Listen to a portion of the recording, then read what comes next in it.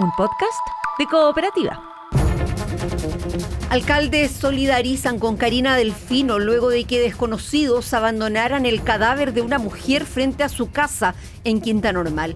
Piden medidas preventivas. Se investigan además otros 3 homicidios en la capital en las últimas horas, en paralelo a lo de la indagatoria del triple crimen del fin de semana, un hecho ocurrido en el ex Espacio Broadway. Sería este jueves inminente extradición del ex frentista Galvarino a Pablaza desde Argentina para enfrentar a la justicia por el caso Guzmán. Boric y Kast juntos este mediodía en el cambio de mando del ejército, asume el general Varela.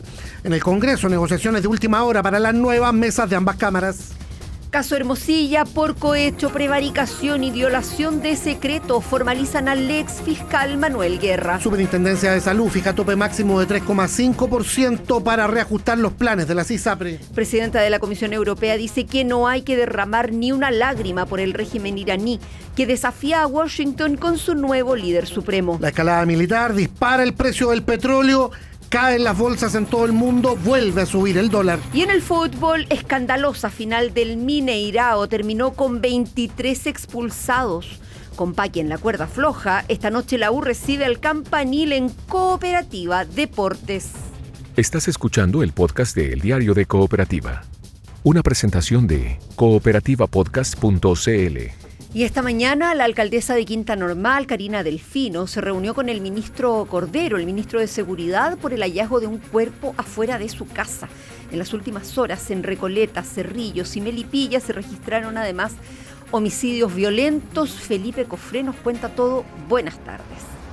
Buenas tardes. Claro, partimos con este hallazgo de un cuerpo femenino maniatado al interior de esta caja afuera del domicilio de la alcaldesa Karina Delfino durante este fin de semana. La jefa comunal de Quinta Normal llegó esta mañana a reunirse con el ministro Luis Cordero, en donde se conversaron varias cosas, aspectos, por ejemplo, relativos a la investigación para encontrar al autor del abandono de este cuerpo y a sus eventuales asesinos.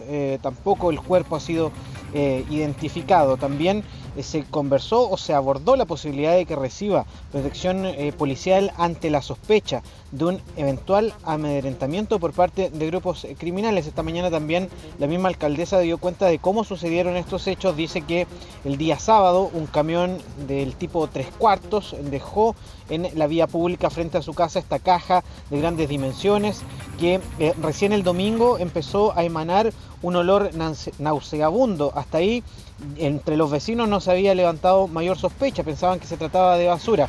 Luego de estos antecedentes, ella gestiona el retiro de esta caja a través de la Dirección de Aseo y Ornato, y fueron los mismos trabajadores municipales que se percataron de que al interior de esta caja había un cuerpo que se encontraba maniatado luego de revisar su contenido. Karina Delfino manifestó que no ha existido amenazas en su contra previo a este hecho.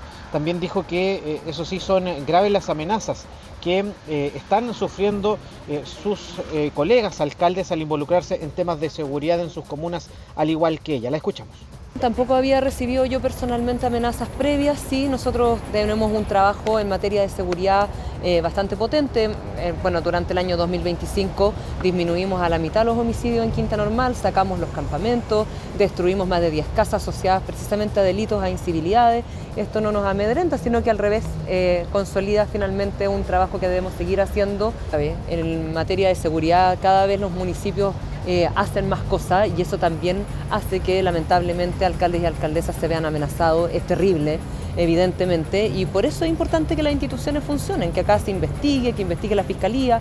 Claro, son al menos 30 alcaldes que el último año han recibido algún tipo de amenaza o amedrentamiento. Posterior a esta reunión con el ministro Luis Cordero, el mismo ministro de Seguridad dijo que depende de un informe emanado por ambas policías si se le otorga o no protección especial a la alcaldesa Delfino. Otro tema en materia policial es la investigación que lleva el equipo contra crimen organizado y homicidios en compañía de la PDI por otro asesinato al interior de una discoteca clandestina, un after, al interior de la Toma Esperanza en la comuna de Cerrillos, luego de que la víctima un hombre de nacionalidad colombiana recibiera un disparo en el tórax. Este hombre de 23 años fue trasladado por personas particulares, primero en primera instancia en un vehículo que fue abandonado en la Villa Francia. Luego, con esta persona herida, en una micro lo trasladaron hasta la mutual de seguridad, en donde termina finalmente falleciendo en la comuna de Estación Central. El fiscal Francisco Lanas del equipo ECO entregó más detalles. La información que hemos recabado hasta el momento que esta persona con un grupo de amigos se habrían juntado en primer término en la comuna de Estación Central para luego trasladarse a la comuna de Cerrillos, a un after como lugar donde se habrían efectuado los disparos.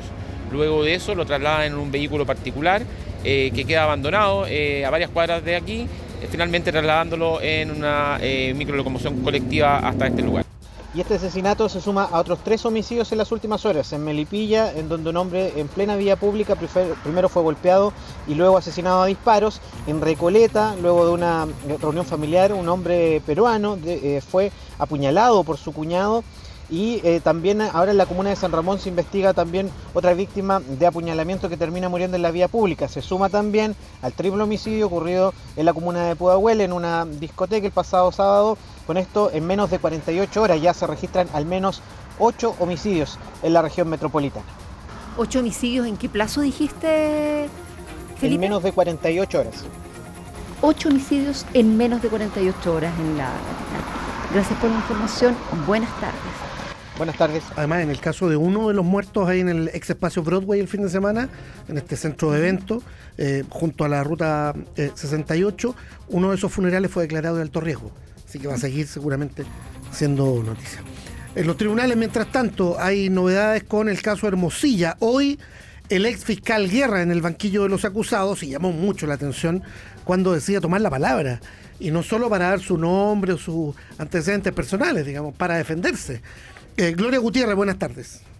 Buenas tardes, Rodrigo. Sí, sigue en desarrollo esta audiencia de formalización del ex fiscal regional metropolitano Oriente, Manuel Guerra, imputado por los delitos de cohecho agravado, prevaricación administrativa y violación de secreto, donde se investiga, entre otras cosas, su vinculación con el abogado Luis Hermosilla y con el caso Hermosilla o el caso Audios, que destapa también diversas situaciones en donde Guerra le entregaba, por ejemplo, información privilegiada de distintas causas de interés para personas del sector político en el que Hermosilla pertenecía, como lo son, por ejemplo, el caso Huracán, también causas en el contexto del estallido social, caso Dominga, caso Penta, entre otros. También se ha expuesto en esta audiencia las diversas solicitudes de trabajo que pidió Guerra a Luis Hermosilla, y por lo cual se entregaba esta información con este fin último de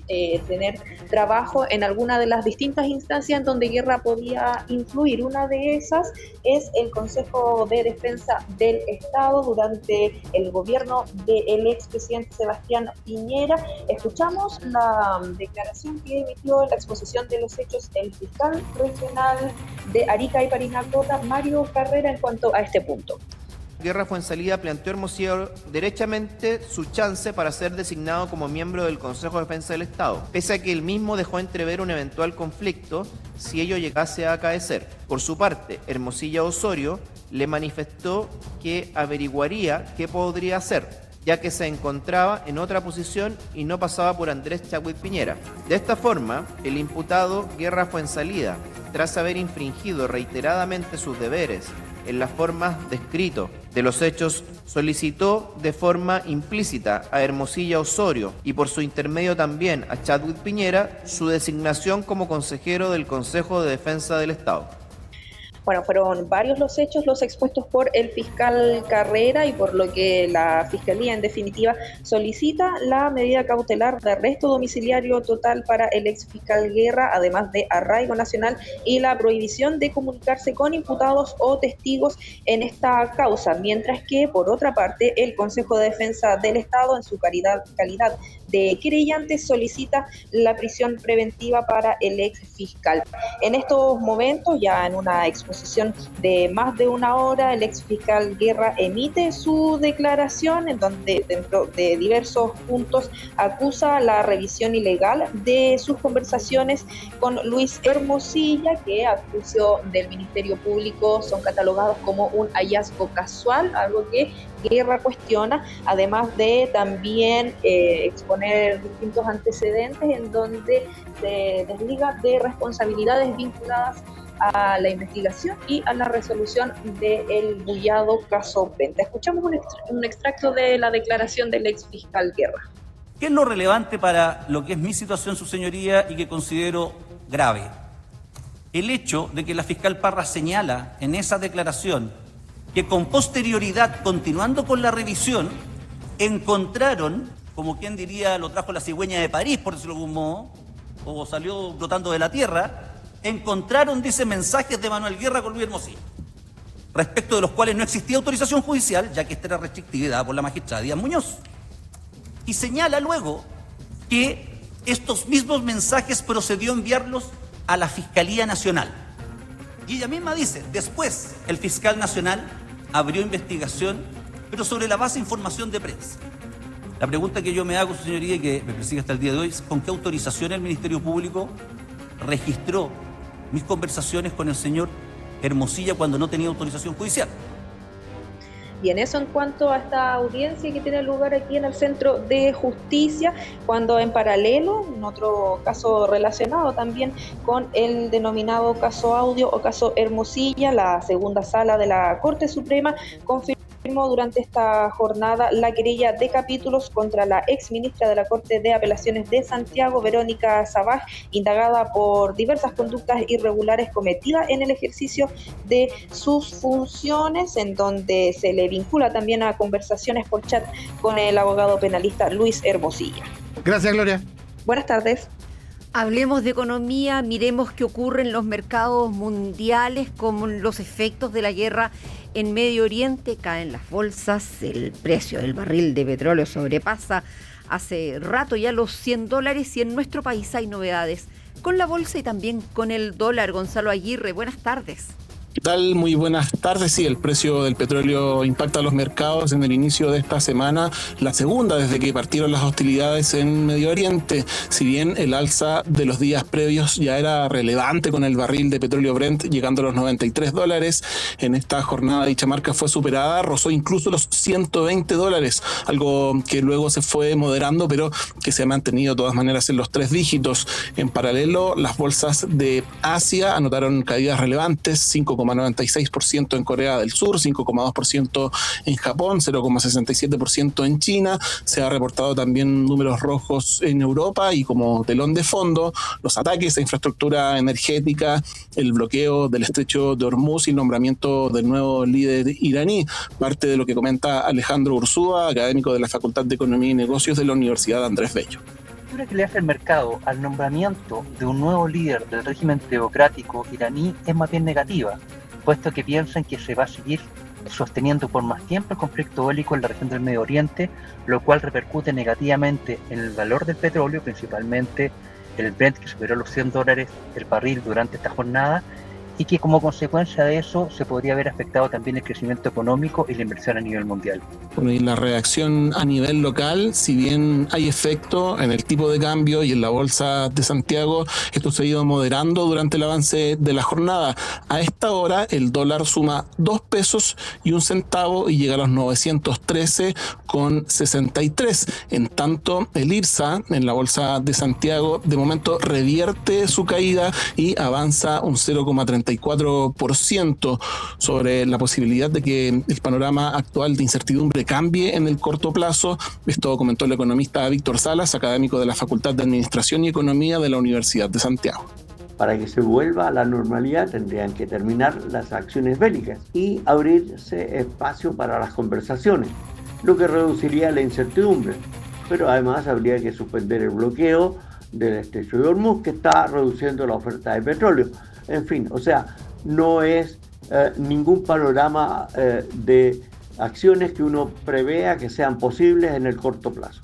Bueno, y hasta ahora lo que ha permitido poner cierto freno a la escalada del precio del petróleo tiene que ver con la disposición de los países del G7 de adoptar todas las medidas necesarias para estabilizar los mercados de hidrocarburos, lo que incluye la posibilidad de recurrir a las reservas estratégicas de petróleo.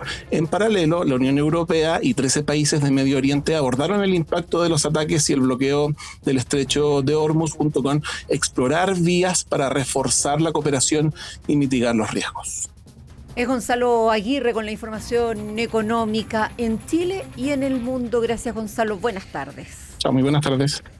Otra cosa, a días del cambio de gobierno, el Ejecutivo, el actual oficialismo, decidió postergar la implementación de la ley Uber, tal como había pedido el futuro ministro de Granch. Benjamín Canales tiene el detalle. Buenas tardes. Buenas tardes, Rodrigo. A través de un comunicado emitido por el Ministerio de Transportes, se informó que postergaron la implementación del reglamento que regula a las empresas de aplicaciones de transporte para que el ministro entrante pueda hacer los reparos que estime convenientes. A pesar de que el reglamento estaba listo para entrar en vigencia tras el ok de la Contraloría, uno de los factores que complicaba las aplicaciones era la ausencia de la plataforma digital que debe estar lista para que las empresas inscriban a sus choferes en el Registro Nacional de Conductores, con un plazo máximo de 30 días. Si el gobierno actual dejaba vigente el reglamento, se corría el riesgo de que las aplicaciones no pudieran prestar sus servicios por no cumplir con los requisitos de la normativa hasta que la plataforma estuviera lista, fecha que se espera que sea en 6 meses más. El futuro ministro de Transportes, Luis de Granch, agradeció la decisión del ministerio saliente para que la futura administración pueda encargarse de las indicaciones faltantes. En su formato actual, el reglamento podría afectar a cerca de un 85% de la oferta disponible para los usuarios, lo que tendría un impacto muy negativo tanto en las tarifas como en los mayores tiempos de espera y en la cobertura espacial, ya que se reduciría fuertemente la oferta disponible para los usuarios. Y al mismo tiempo, desde la perspectiva de empleo, podrían ser unos 200.000 conductores que se verían afectados, lo que podría implicar un punto entero en el nivel de desempleo que experimentamos a nivel nacional. Los conductores y las empresas ven con buenos ojos la decisión de aplazar la publicación del reglamento. El presidente del Sindicato de Conductores de Aplicaciones, Fabián Constanzo, y Marcela Sabat, directora del gremio Alianza IN, que agrupa a las empresas Uber, Cabify y Didi, señalaron que esperan poder formar una mesa de trabajo lo antes posible con el futuro titular de la cartera. Para nosotros era una noticia esperable. Creemos que el ministro de todas maneras lo que hace es reconocer que había peligro de dejar a los conductores sin poder trabajar. Vamos a poder tener más claridad los conductores, vamos a poder esperar que este software se termine de buena manera. Creemos que la medida anunciada por el ministro Muñoz es la correcta y agradecemos haber desistido, por tanto, de publicar un reglamento que hubiese impactado negativamente a la ciudadanía en diferentes aspectos. Esperamos muy luego poder iniciar una mesa de trabajo con la nueva administración y así lograr los cambios y mejoras necesarias en pos de nuestros conductores y nuestros usuarios. Desde el ministerio señalaron que la nueva regulación que ordenará el servicio de aplicaciones de transportes entregará mayor seguridad a los usuarios. Gracias, Benjamín. Buenas tardes. Estás escuchando el podcast de El Diario de Cooperativa, una presentación de cooperativapodcast.cl. 48 horas para el cambio de mando y el presidente Boric y el presidente electo José Antonio Kast se encontraron en menos de 24 horas nuevamente. Esta vez en la ceremonia de cambio de mando en el ejército, todo cuando se retoman algunas bilaterales previo al traspaso. Camila López con el detalle. Buenas tardes. ¿Qué tal? ¿Cómo están? Muy buenas tardes. Y en menos de 48 horas, José Antonio Kast se va a convertir en el nuevo presidente de Chile, por lo mismo que está todo listo para la ceremonia que se realiza en el Salón de Honor en el Congreso en Valparaíso. Ceremonia en la que van a participar más de 1.000 invitados y que contará con la presencia de varios dignatarios internacionales, como el presidente de Argentina, Javier Milei, y el de Brasil, Luis Ignacio Lula da Silva, con quien Kast podría sostener una reunión bilateral, ya que, entre otros temas, tienen que conversar de la candidatura a Naciones Unidas de Michelle Bachelet. También va a participar la líder de la oposición venezolana, María Corina Machado.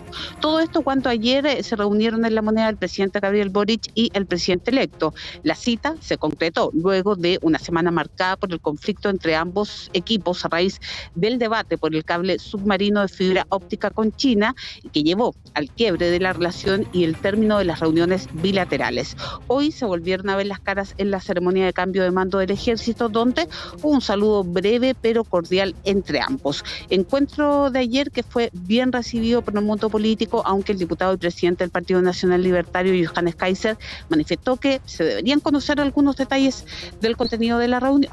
Bueno, a mí me parece muy bien que hayan retomado las conversaciones. Espero que todas esas conversaciones estén siendo grabadas. Por si las moscas, hay versiones distintas respecto de lo conversado, ¿no? Y tengo entendido también que fue por un tema muy importante que habría tenido que hablar el presidente Boric con el presidente Kast. Y a mí me genera curiosidad. ¿Qué tema fue tan importante para que el presidente entrante, el presidente electo, haya cambiado su opinión en esta materia? Creo que la ciudadanía quizás debiese saber sobre eso. Bueno, el quiebre entre el presidente Boric y el presidente electo por el cable chino provocó, como les decía, el término anticipado de las reuniones bilaterales de traspaso de información, puesto que el propio José Antonio Kast acusó falta de transparencia. Sin embargo, la ministra de Defensa, Adriana Del Piano, informó que mañana sostendrá un tercer encuentro con su sucesor, Fernando Barros, para hacer entrega de los documentos que aún están pendientes. Yo ya me he reunido 2 veces con el futuro ministro de Defensa. Mañana tendremos una tercera reunión que estamos muy contentos. Vamos a retomar la bilateral, exactamente, porque tenemos todo el material que yo no le podía entregar a una persona que todavía no estaba nombrada. Entonces creo que es muy importante explicarle desde cómo funciona la caja fuerte hasta todos los papeles exactamente que son reservados o que son secretos. Bueno, el presidente electo ya retornó a la Moneda Chica tras participar en la ceremonia del ejército en una jornada de despedidas acá en la Casona de la Gloria 88, puesto que los equipos ya se comienzan a trasladar a sus futuras dependencias. De hecho, esta tarde asume el primer funcionario del próximo gobierno, el subsecretario del Interior, Máximo Pavés. Gracias, Camila. Buenas tardes. Buenas tardes. El presidente Boric, mientras tanto, se sumó al último comité político ampliado del actual oficialismo. Hay revisión de encuestas, sí, se ha mantenido este 30% de aprobación. En la alianza esperan que, o hablan de el legado, de que envejezca bien, dicen. Mariano Reyes, buenas tardes. ¿Qué tal, Rodrigo? Muy buenas tardes. Últimas ceremonias en el Palacio de la Moneda y último comité político ampliado de la Alianza de Gobierno. Así ha sido el último lunes de esta administración, cuando esta misma tarde, lo decía Camila López, entra la primera autoridad del gobierno nuevo. Hablamos del subsecretario del Interior, Máximo Pavés, que ingresará a este palacio a eso de las 3 de la tarde para iniciar todo un proceso de firma de decretos que, a su vez, permitan el nombramiento de las nuevas autoridades. Esta mañana, el gobierno buscó destacar el cumplimiento del plan de emergencia habitacional, un hito, una meta que se autoimpuso sobre entregar 260.000 viviendas durante el mandato. En su discurso, el presidente Gabriel Boric enfrentó las suspicacias que existen sobre la cifra y aseguró que ellos van a dejar camino adelantado para el futuro gobierno. Esto no es solamente el logro de un gobierno. Habían algunos parlamentarios que, para tratar de desacreditar y decir que no cumplimos, decían, claro, eso porque el gobierno anterior les entregó más de 100.000 viviendas en construcción. Y está muy bien, porque nosotros le vamos a entregar al futuro gobierno del presidente Kast 179.000 viviendas. Estamos entregando muchas más de las que nos entregó el gobierno anterior, y qué bueno, porque Chile avance. Yo me voy a alegrar si el futuro presidente puede superar las 260.000 viviendas entregadas, porque esto no se trata de una competencia entre partidos. Se trata del sueño, de la alegría de familias, de personas que no están para la tontera de la pelea política o la pelea de egos, sino que están luchando por dignidad. Entonces, mientras algunos tratan de desacreditar la cifra, yo les digo, espero que les vaya bien.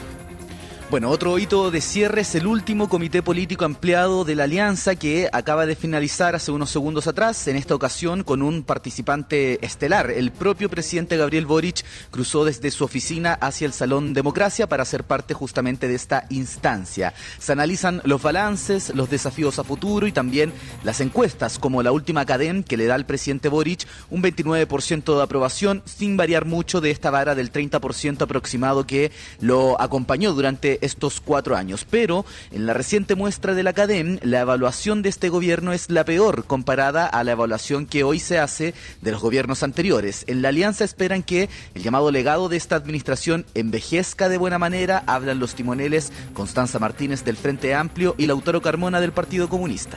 Normalmente pasa de que los gobiernos también se van aquilatando en función de los años que pasan. Yo creo que hay que esperar un tiempo para hacer un análisis prudente. Yo creo que es un gobierno que es estable en el tiempo y que al mismo tiempo tiene mucho para crecer porque creo que va a envejecer muy bien. Tengo la convicción absoluta, por razones de cómo es la vida real, que transcurrido un plazo breve, cuando ya empiece a cursar una contraparte, que es llevar adelante otra política, va a crecer sin ninguna duda la valoración de lo que fue la gestión de este gobierno encabezado por el presidente Boris.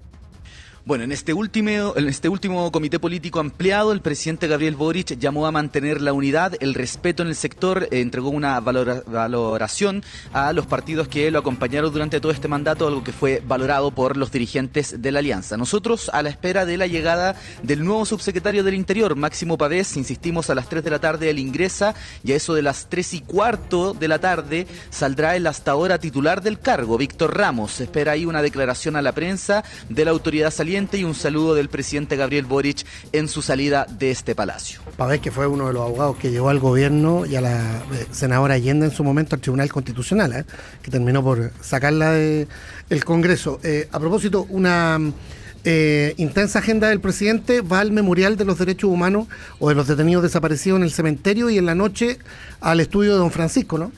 Sí, en Canal 13, Las Caras de la Moneda, va a estar participando ahí el presidente Gabriel Boric en las últimas horas que él va a estar ocupando el cargo de presidente de la República. Eso es a las 10:30 de la noche, 22:30 horas, y sí, bien tarde, en horario prime, digamos, en lenguaje televisivo. Y a las 4:30 de la tarde va a estar justamente ahí en el Cementerio General, en el Memorial de Detenidos Desaparecidos y Ejecutados Políticos. Eventualmente habrá alusión ahí al proyecto de conmutación de pena. Mariano, muchas gracias. Chao, buenas tardes. Lo que está pasando. Síntesis informativa de El Diario de Cooperativa. Alcaldes solidarizan con Karina Delfino luego de que desconocidos abandonaran el cadáver de una mujer frente a su casa en Quinta Normal. Piden medidas preventivas. Se investigan además otros 3 homicidios en la capital en las últimas horas, en paralelo a lo de la indagatoria del triple crimen del fin de semana, un hecho ocurrido en el ex Espacio Broadway. Sería este jueves inminente extradición del ex frentista Galvarino a Pablaza desde Argentina para enfrentar a la justicia por el caso Guzmán. Boric y Kast juntos este mediodía en el cambio de mando del ejército, asume el general Varela. En el Congreso, negociaciones de última hora para las nuevas mesas de ambas cámaras. Caso Hermosilla por cohecho, prevaricación y violación de secreto formalizan al ex fiscal Manuel Guerra. Superintendencia de Salud fija tope máximo de 3,5% para reajustar los planes de la CISAPRE. Presidenta de la Comisión Europea dice que no hay que derramar ni una lágrima por el régimen iraní, que desafía a Washington con su nuevo líder supremo. La escalada militar dispara el precio del petróleo. Caen las bolsas en todo el mundo, vuelve a subir el dólar. Y en el fútbol, escandalosa final del Mineirao terminó con 23 expulsados. Con Paqui en la cuerda floja, esta noche la U recibe al Campanil en Cooperativa Deportes. Aquí termina el podcast de la segunda edición de El Diario de Cooperativa. Encuéntralo de lunes a viernes en cooperativapodcast.cl o en tu plataforma de audio favorita.